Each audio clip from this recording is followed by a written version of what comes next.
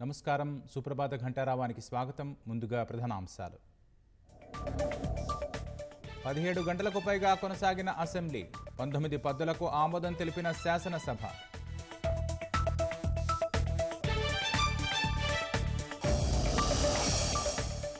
అధికార విపక్షాల మధ్య వాడివేడి వాదనలు.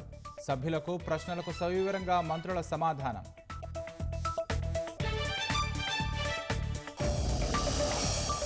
మూసీ సుందరీకరణ ఖర్చు పెంపుపై స్పష్టతనివ్వాలన్న కేటీఆర్. హైదరాబాద్ అభివృద్ధితో కలిపి సీఎం చెప్పారన్న శ్రీధరబాబు.